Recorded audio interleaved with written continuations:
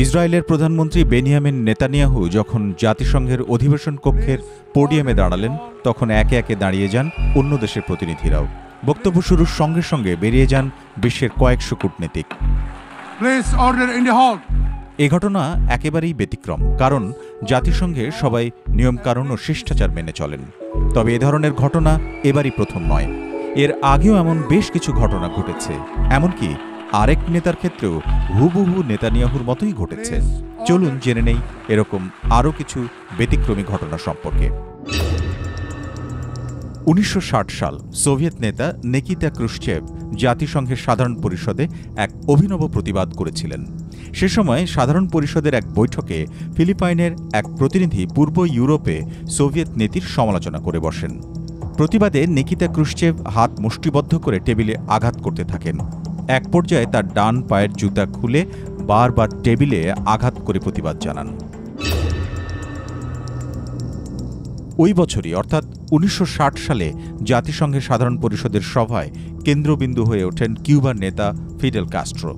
এমনই এক কাজ করলেন যে একেবারে রেকর্ড করে ফেললেন তিনি। প্রতিনিধিদের 15 মিনিটের মধ্যে বক্তব্য শেষ করার কথা থাকলেও ফিডেল কাস্ট্রো সেবার ভাষণ দিয়েছিলেন পাক্কা 4 ঘণ্টা। 1974 সাল প্যালেস্টাইন লিবারেশন অর্গানাইজেশনের নেতা ইয়াসির আরাফাত জাতিসংঘ সাধারণ পরিষদের সভায় প্রথমবারের মতো বক্তব্য রাখতে যান। বিশেষ বিষয় হল, তিনি কোনো দেশ বা রাষ্ট্রকে প্রতিনিধিত্ব না করেই বক্তব্য দিয়েছিলেন। আহ্বান করেছিলেন একটি স্বাধীন রাষ্ট্র গঠনের, যেখানে মুসলিম, ইহুদি ও খ্রিস্টানরা শান্তিপূর্ণভাবে বাস করতে পারবেন। 1987 সাল নিকারাগুয়ার তৎকালীন প্রেসিডেন্ট ড্যানিয়েল ওর্তেগা ভাষণ দিতে গিয়ে মার্কিন প্রেসিডেন্ট রোনাল্ড রেগানের সমালোচনা করেন। সে সময় তিনি হলিউড সিনেমা র্যাম্বোর উদাহরণ দেন। এই বক্তব্য চলাকালে যুক্তরাষ্ট্রের প্রতিনিধি দল সভাকক্ষ থেকে হেঁটে বেরিয়ে গিয়েছিলেন। 2006 সাল ভেনেজুয়েলার প্রেসিডেন্ট হুগো চ্যাভেজ বক্তব্য দেওয়ার সময় মার্কিন প্রেসিডেন্ট জর্জ বুশকে শয়তান হিসেবে আখ্যায়িত করেন। তিনি বলেছিলেন, আমি যেখানে দাঁড়িয়ে কথা বলছি, গতকাল শয়তান এখানে দাঁড়িয়ে কথা বলেছে।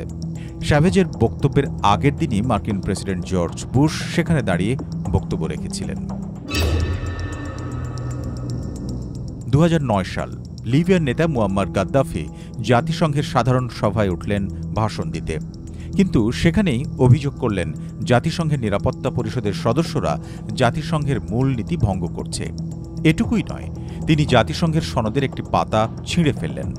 এক পর্যায়ে তাঁর হাতে থাকা জাতিসংঘ সনদটি ছুঁড়েও ফেলে দেন তিনি।